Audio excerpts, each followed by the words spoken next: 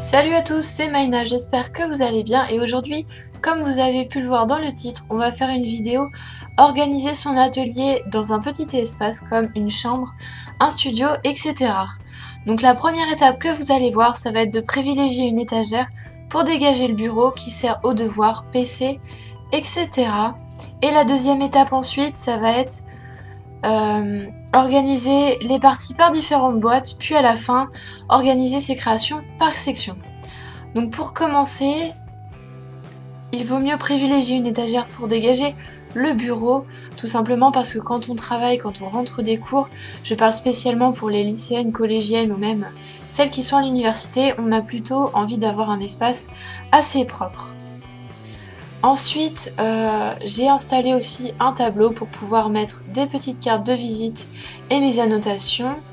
Donc j'aime beaucoup les tiroirs pour pouvoir ranger la fimo, les perles et quelques breloques. Donc ici je peux avoir des cannes, des fioles, des moules, des straps et différentes choses comme ceci. Après, j'aime beaucoup aussi les boîtes à compartiments pour pouvoir ranger les anneaux, comme on a pu le voir, quelques breloques.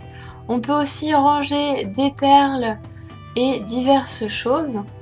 Et les grandes boîtes, je les garde surtout pour les perles et les apprêts. Donc là, vous avez un peu un aperçu des apprêts que je peux avoir.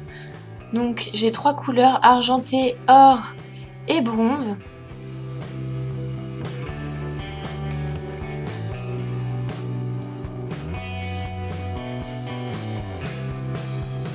Pour ce qu'il s'agit des perles, j'ai plutôt choisi de les trier par couleur. Et je trouve que c'est beaucoup mieux que des sachets zip. Ensuite, pour les pinceaux et dotting tools, c'est beaucoup mieux de les ranger dans des verres. Pour ce qui s'agit des paillettes, microbilles, etc., j'ai voulu les ranger dans une boîte, donc c'est une boîte Nespresso. Ensuite, mes créations spéciales concours, j'ai choisi de les garder aussi pareil sur mon étagère. Et voici ma mallette donc qui me sert beaucoup. Pour la fimo, j'aime bien l'emmener de la chambre à la salle à manger, etc. Donc là, j'ai des pinces de montage, des cutters, de la colle, enfin tout ce qui est indispensable pour pouvoir travailler. Ensuite, j'ai des pastels, quelques fioles à décorer, des moules, des gants de travail pour pouvoir travailler la fimo blanche quand on fait vraiment des grosses créations.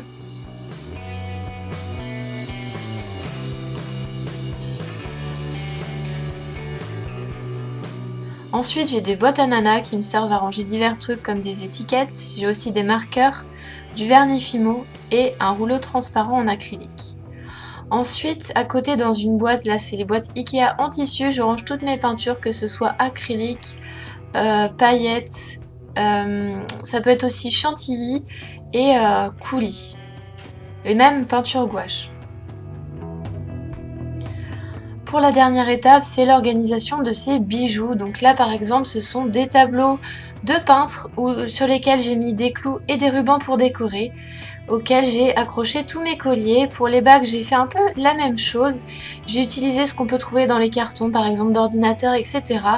Il suffit de découper et c'est tout simple. Donc là, pour les boucles d'oreilles puces, il s'agit d'une toile Aïda de broderie. Pour les autres boucles d'oreilles, je les ai mis tout simplement dans une boîte. Et quand je devrais les vendre, j'ai créé des petites étiquettes avec un tampon M comme Maïna dessus. Pour les colliers que je n'ai pas pu mettre sur mon présentoir, j'ai fait le même système que les boucles d'oreilles. Là, j'ai fait des petits présentoirs à colliers sur lesquels derrière j'ai agrafé la chaîne pour pas que ça parte dans tous les sens. Donc là, j'ai un petit peu de réserve. J'ai aussi rangé quelques straps. Après, les grosses créations que je ne peux pas mettre, je les garde à côté, comme ceci par exemple.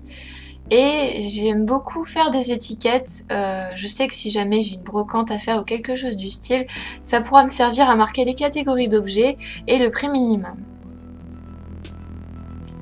Après, pour ce qui s'agit des sachets, des enveloppes bulles, donc là il n'y a pas les enveloppes bulles dans cette boîte, mais je préfère les ranger dans des boîtes à part. Je trouve que c'est bien plus simple, on s'en sert pas très souvent.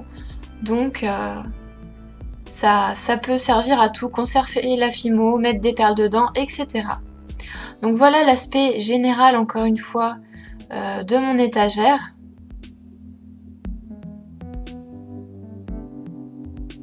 Et donc j'espère que cette vidéo vous a plu, que vous allez la commenter, la partager.